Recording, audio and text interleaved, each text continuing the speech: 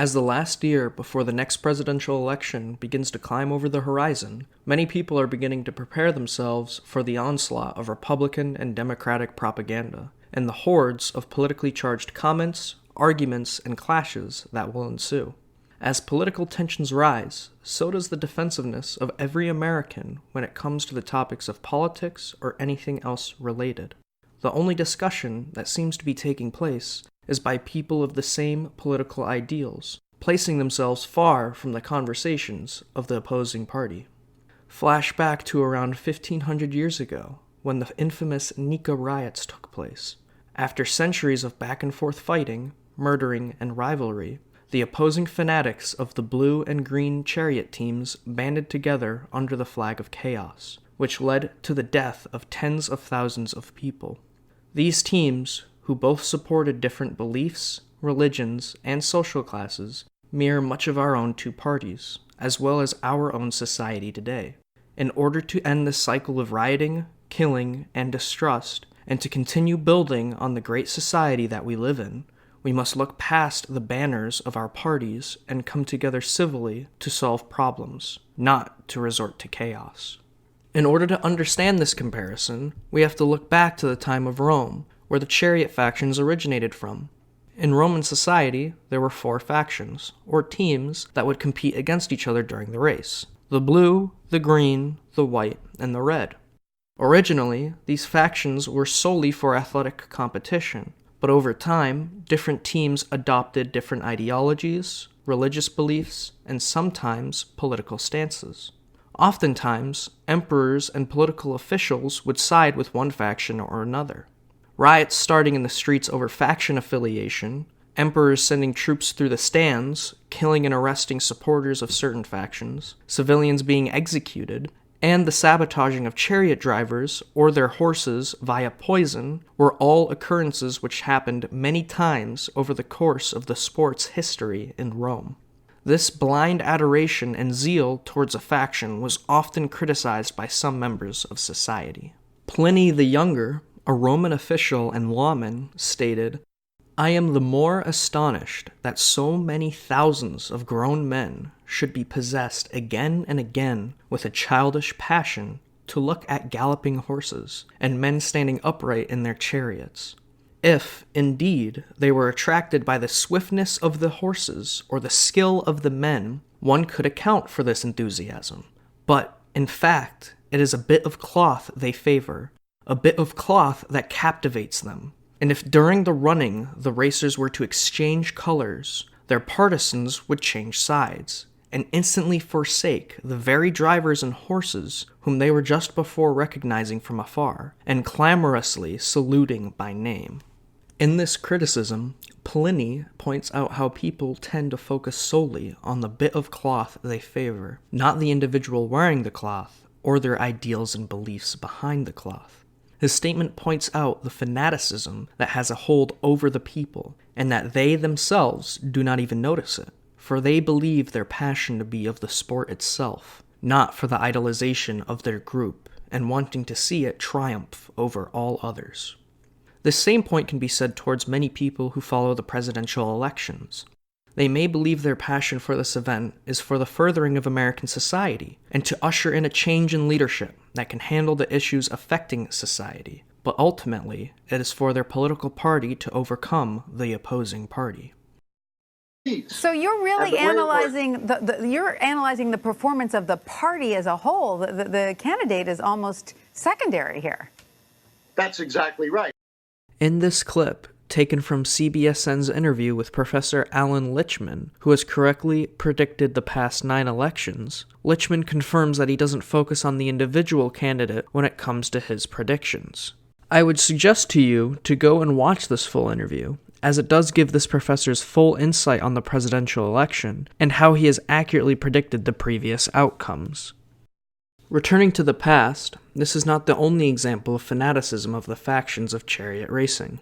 After the fall of Rome and the Byzantine Empire, the sport of chariot racing carried over. The green and the blue factions still held the majority of influence as well. The The event now known as the Nika Riot took place in 532 AD, after two members, one of the Green faction and one of the Blue, escaped execution for murder during a previous riot, and hid in a nearby church.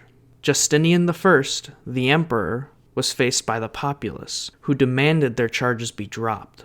Only reducing their charges to imprisonment, Justinian faced more riots, and even the potential of being overthrown. Ultimately, Justinian stayed his course, tricked members of the Green faction, and killed around 30,000 people who rebelled against him. Again, the fanaticism of the people was criticized by another.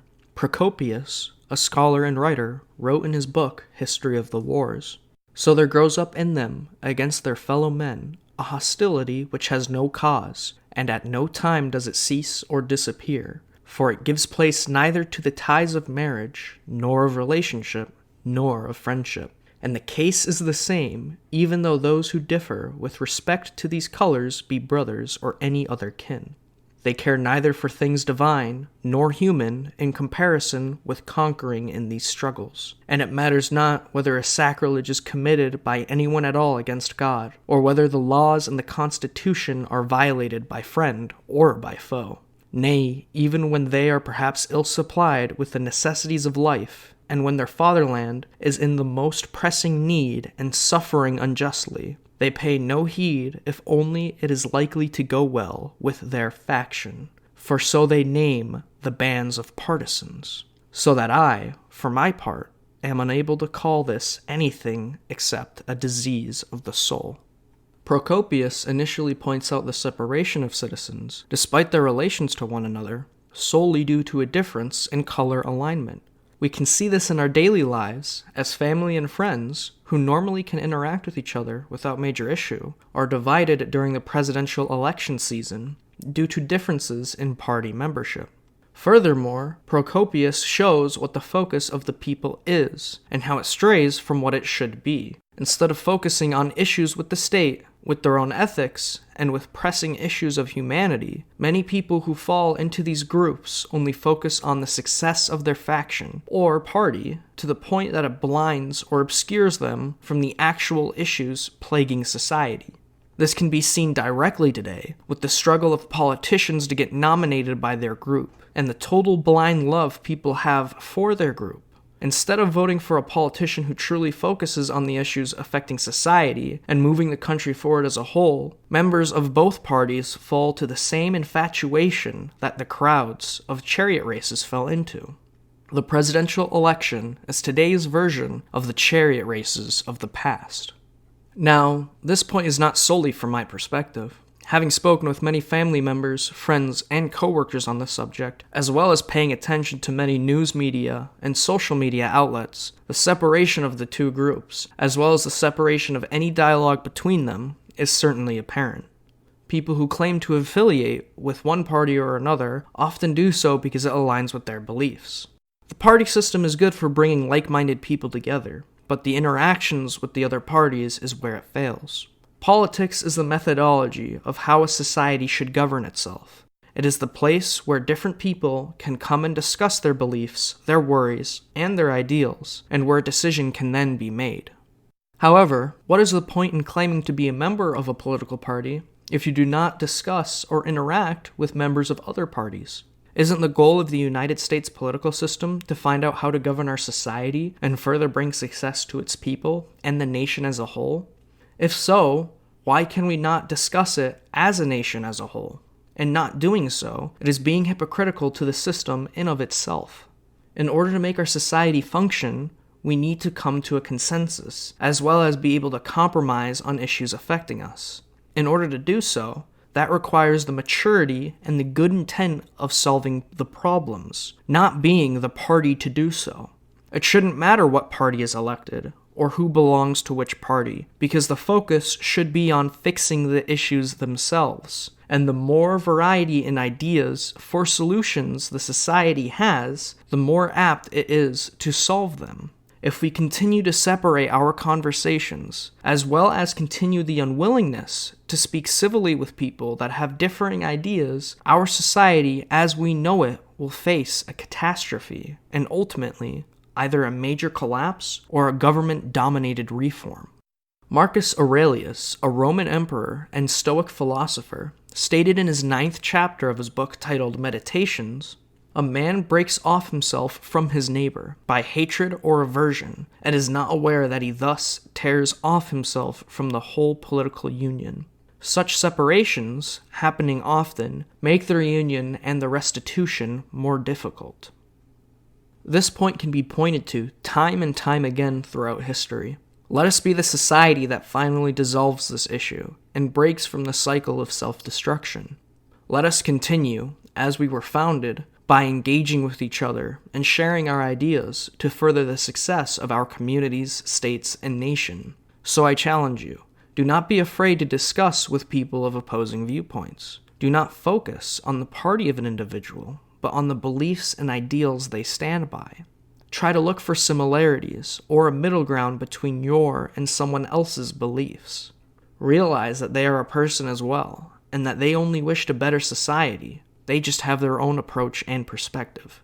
As for those who are in the middle, stand up for yourself. In order to have change, you must inspire it. Show that there can be a middle ground, and room for both groups to work together and come to an equal compromise. The political left and the political right must reach across the aisle and shake hands, and the middle must be the ones to help them.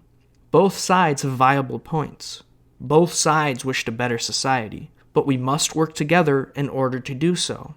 By taking these steps and not falling into the political propaganda set for us by the parties, we will no longer have to choose between the lesser of two evils. By voicing our willingness to work together, we can redefine the focus of our politicians and inspire those who wish to implement positive change to step forward and further our country, rather than those who wish to push the agenda of a party or small group. Ultimately, we, the people, must inspire this change. No single politician can do it. No single figurehead can do it. It is up to us to be responsible, respectful, and engaged enough so that we can make a better society and push humanity forward.